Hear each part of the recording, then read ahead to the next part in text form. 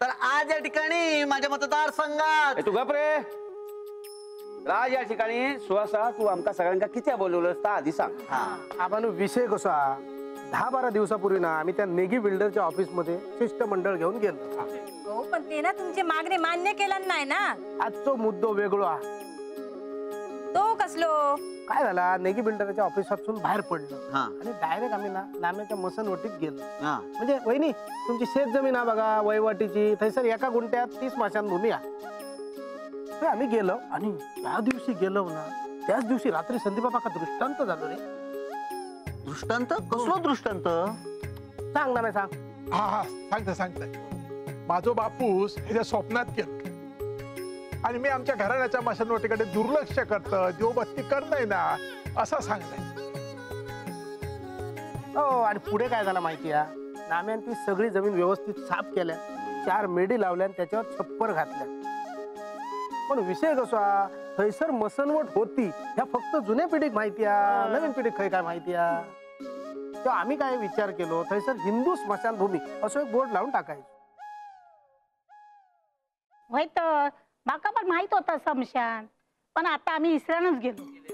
मग बघूचा नाही म्हणजे बघूच असलं तर दाखवतोय मी.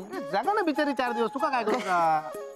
पुढे विषय असो आता ती स्मशानभूमी असा आपण थंय बोर्ड लावतलो उद्या कोणी ऑब्जेक्शन घेऊक नाही ना म्हणून आम्ही सगळी तयारी केलेली आहे. म्हणजे मी सातबाराकडनं जमीन नाम्याच्या नावावर असं चला नाम्यान ग्रामपंचायतीत मंजुरीसाठी अर्ज टाकल्या ग्रामपंचायतीत तो मंजूर केलेलो आहे. तर मी विचार काय केलं म्हटलं आपण एकट्याने करण्यापेक्षा सगळ्यांनी करूया. तर उद्या सकाळी तुम्ही सगळी जण 7 वाजता या आपण हिंदू स्मशानभूमी असो ते बोर्ड लावून टाकूया. उद्या नक्की आहे का सगळ्यांनी. झाला वाचून तू काय वाचतो कपाळ आम्ही ऐक मी सांगते तसं कर ना. तू शेणी पेटोय त्याचा धूर होऊ दे लोकांका धूर दिसलो का त्यांना वाटतं हे स्मशानभूमी करते पण ह्या केल्यानंतर पूर्वजांचा राग जातलो. अरे गेलो पण धूर केलंच ना धूर डायरेक्ट असं सुटलो तो वरती स्वर्गा. हा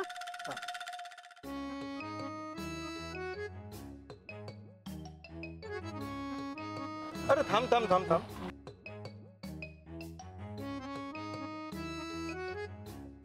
अरे त्या दिवशी तू पण मला भेटायला आला होता ना.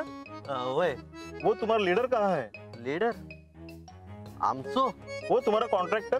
हा सुहास हाँ वही तो बाहेर गेलो जरा कामासाठी. जरा मला बोलायचं होतं त्यांच्याशी पण आता नाही भेटू शकत बाहेर गेलो ना.